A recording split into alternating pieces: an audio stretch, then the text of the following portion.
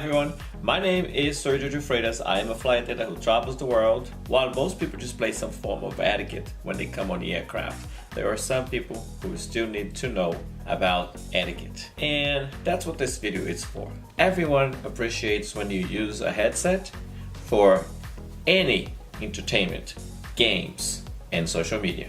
How do you like your coffee?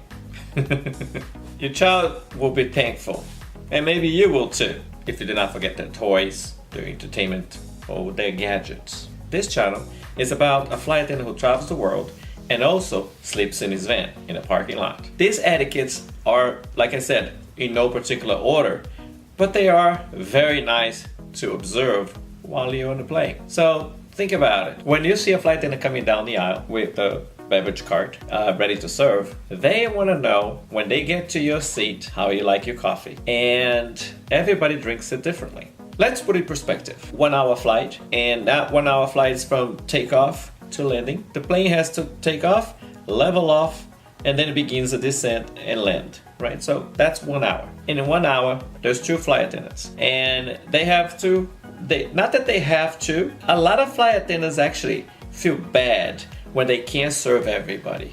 And I know that for a fact. But believe me, a lot of flight attendants, why I keep saying believe me? I'm not Donald Trump. But why can't I say believe me? Sounds like, I put on a red hat, but this is not Make America Great Again. This is just voice surgery.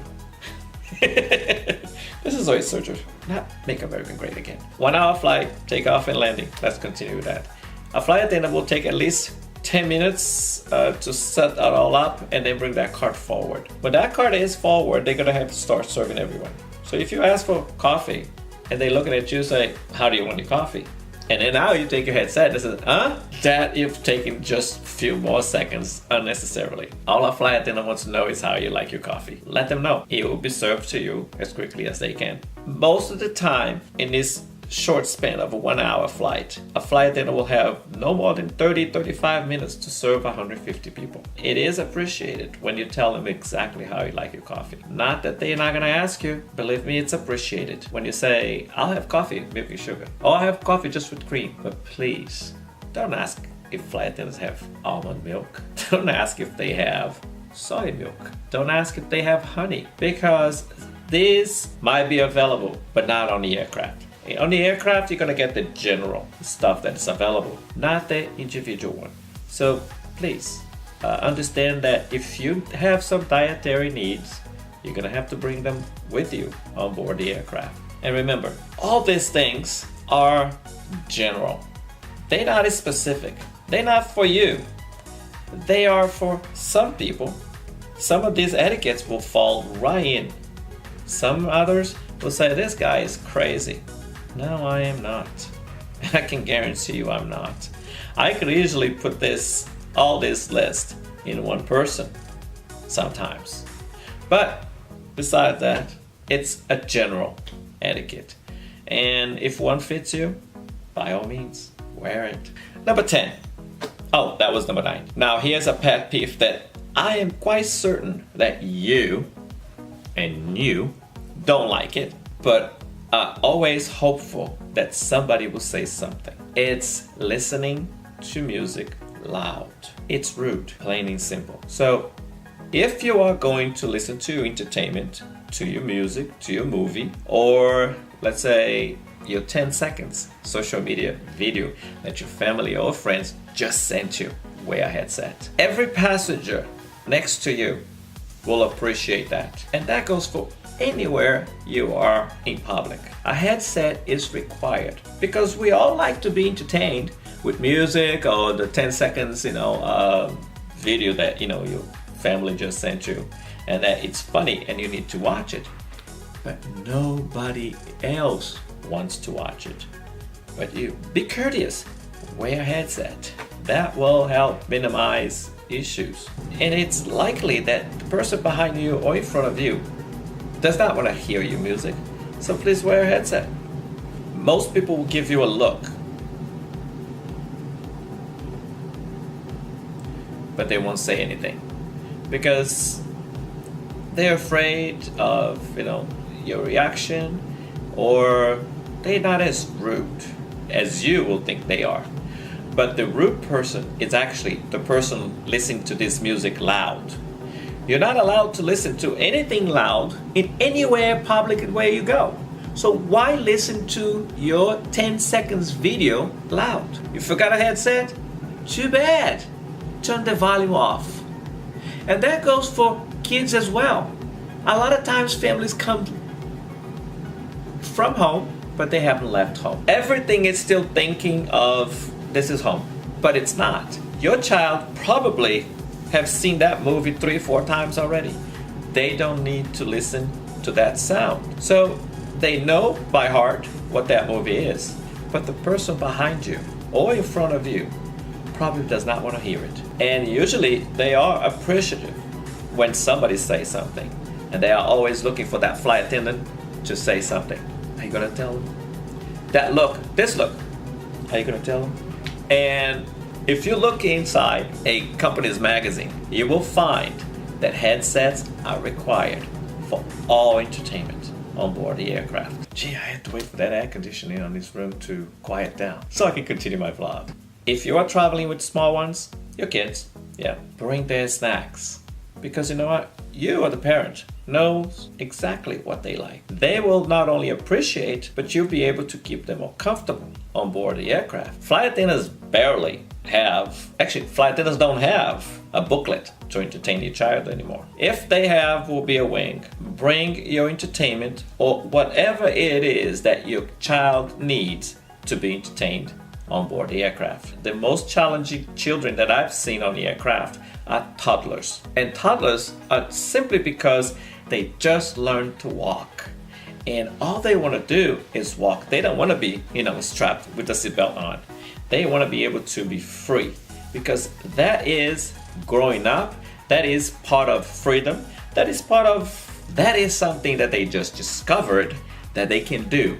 And they love that. If you haven't yet molded your child to understand that at certain hours a day you cannot walk, that toddler is going to want to walk. And they're going to cry, they're going to scream, they're going to do whatever they need to do to intimidate you as a parent to let them get out that seat and walk around the aircraft. It's okay to do it if the seatbelt sign is off and that service has concluded. And I'll say that because imagine that 195 pounds, I think it's 195 pounds?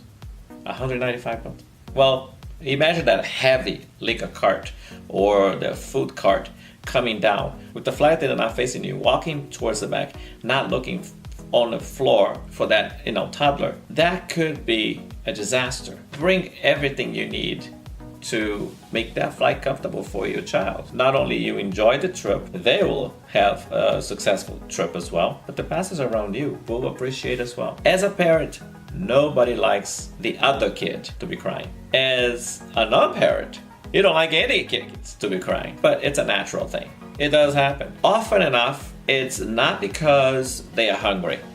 It's because they don't have the kind of entertainment they are accustomed to at home. So if you learn to bring everything that they possibly need or want on board the aircraft, you will have a very comfortable trip. Don't forget, bring your toys, bring your entertainment, bring whatever it is that you need.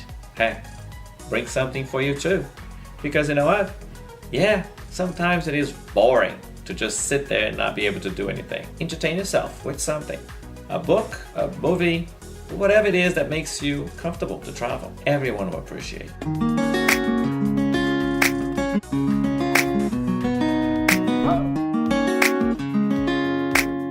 A safety demonstration could save your life one day. Usually you will find 2 crew members at the front door and sometimes a pilot as well, wishing you farewell. And I'm sure all of them will appreciate a thank you on the way out. I'll talk about a bonus where you will make your flight attendant very happy in the end. This channel is about a flight attendant who travels the world and also sleeps in his van in a parking lot. What do you think? Glasses? No glasses. Well, the reason why I took my glasses off, I like wearing glasses and I need them. The reason why I took my glasses off is because of that light. See, shining right there? Yeah, I've seen that a lot of times when people have those ring lights, whatever they call it. Yeah, so I took it off. But Let me know down in the comments below. Glasses, no glasses. If there are no lights, I probably will not be wearing glasses because of the ring right there in your eyes. Thank you. This is not a video for everyone.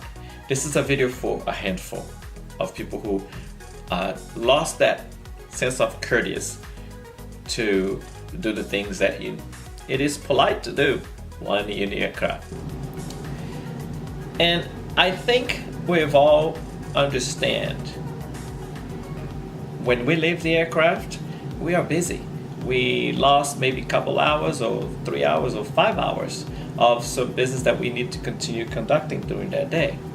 And nobody expects you to like stop, look, and thank you. But when you are exiting that aircraft, it's a courtesy. That was the sound of the air conditioning. Gee, that was loud. I'm gonna have to do that again. Number 7. I'm gonna have to do number 7 again. Gee, I forgot. Well, anyway, when you are exiting that aircraft, all a flight attendant wants to see is maybe a nod that you're acknowledging that they served you and they are pleased that you've done that. Or if you have the time, you're not on the phone, say thank you. It's a courtesy. It's something that your parents have probably taught you when somebody gave you something. Your parents have said to you, say thank you. That has come from childhood. So today we are busy in our lives, but if you can't say thank you because you're on the phone or because you just don't want to say thank you, nod, give an eye contact. Let that person know that, hey, thanks. After all, they brought you to your destination safely. And when I say they, it's a pilot too, because the pilots are probably standing right there saying goodbye.